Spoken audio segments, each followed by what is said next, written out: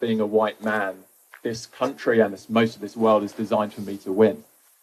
Whereas when I listen to oppressed groups, whether it's Indigenous activists I've spoken to or the Black Lives Matter group, they are adamant and very passionate about people getting out to vote this year. Obviously, this is the election year. A lot of people I speak to in this community, and actually now I'm thinking about it, specifically white men, don't really even want to vote. And it's like, it hasn't seemed to be an important thing. And I'd love to hear your thoughts and wisdom on voting, especially in this upcoming election and the importance of it. What is voting? Franchise. Well, in this country, till 1919, women did not have voting. At one point, only 11% of the population could actually vote. That's how your electoral college system has come. And probably till 60s, the African Americans could not vote, indigenous people could not vote till whatever date. Today, all of it is leveled. In a way, at least in the eyes of law, everybody is equal, everybody has equal opportunity. This is very important. Socially, still it may not be all equal, because that takes a long time. In every society, there are inequalities of various kinds. This is not unique to America, this is everywhere. People who have strength will try to put somebody down, always. This has been unfortunate history of humanity. But the important thing is, by law, you make everybody equal to start with. I think this country has come to that place where by law everybody is equal. In enforcement, in social prejudice, there are still many things to be fixed. So once by law it is leveled, the most important aspect of a democratic society is that you have a franchise. You may be white, black, yellow or blue, you have only one vote, all right? Hello? You have only one vote. Because of your skin color or the size of your brain or because of your hairstyle, you don't get two, you get only one. So this must be exercised with utmost responsibility, because what democracy means is, in this country 4 years, in India it's 5 years, some places it's 6 years. Once in 4, 5 or 6 years, you can choose who should rule this country. People can choose. This is a never-before thing. In the history of humanity, till about 70, 80 years ago, no such thing existed, all right? Till 100 years ago, no such thing existed. What it means is, change of power can happen without bloodshed. Never ever has it happened. Change of power has never happened without bloodletting on the streets. It is only now this is possible. So when such a privilege is there in our hands, we must definitely get up and exercise that privilege with responsibility. What does it mean to exercise our privilege or right in a responsible manner? I see a very distressing tendency in this country, in India. It is happening almost everywhere in the world now. People have already identified to which party or to which something they belong. This is like tribal identity.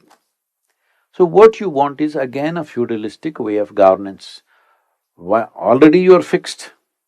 Whether they do good or bad, you will only vote for this person or this party or that party.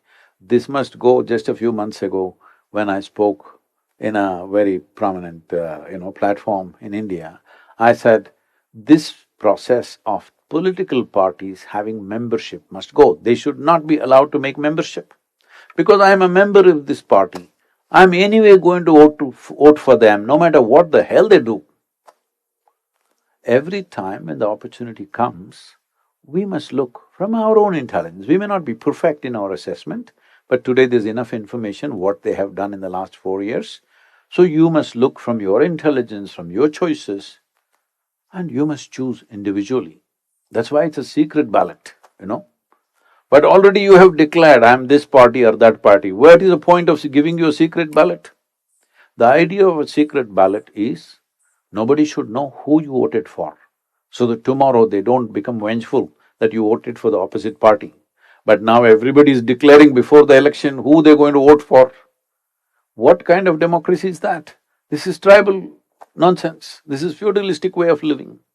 So democracy means you don't have to say a word, you read up whatever is there, what have they done in the last 4 years, is this a good thing for this country, is this a bad thing from this country, you decide. This is your right, this is your privilege. You don't have to consult anybody, you decide. You may be right, you may be wrong, but that's democracy. Every time you pick a leader every 4 years, would you always pick the best leader? No. But it's your mistake, it's okay. It's all right. That is democratic process, it's not a perfect process, but it is the best thing we have found of all the other systems. Yes? Yes or no? It is the best thing we have found.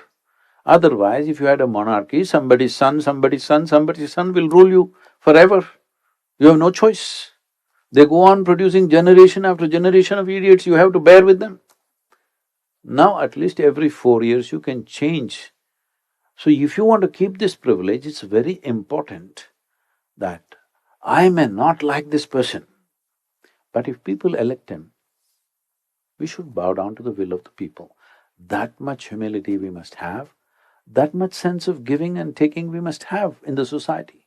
Right now, everywhere this is building up, that if I don't like somebody who's elected, from first day, at least wait for him to make some mistakes, no? Hello? No, from first day you say, no, we don't like it. That means you don't like democracy. What do you want? Feudal system? Then you'll go back to bloodletting, just know this. The moment you do not respect the will of the people, whatever that is, good or bad, then you will go back to the old ways.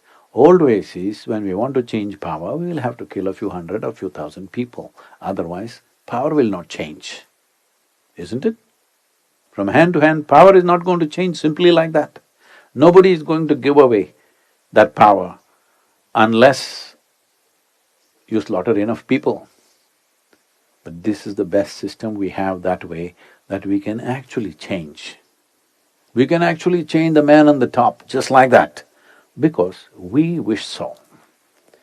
But if others wished otherwise, and they empowered somebody that you don't like, you must bow down and you must build your number for the next election, not protest this one. This is very important.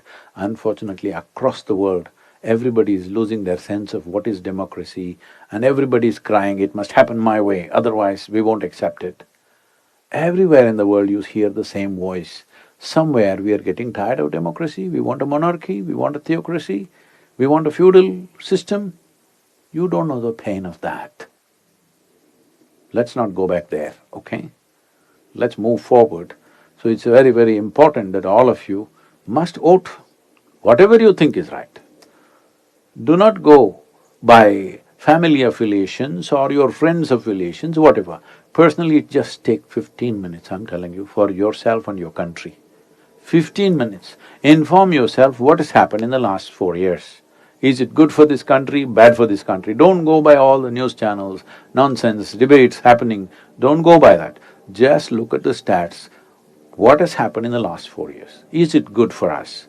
Not good for us? Based on that, you vote. That's what democracy means.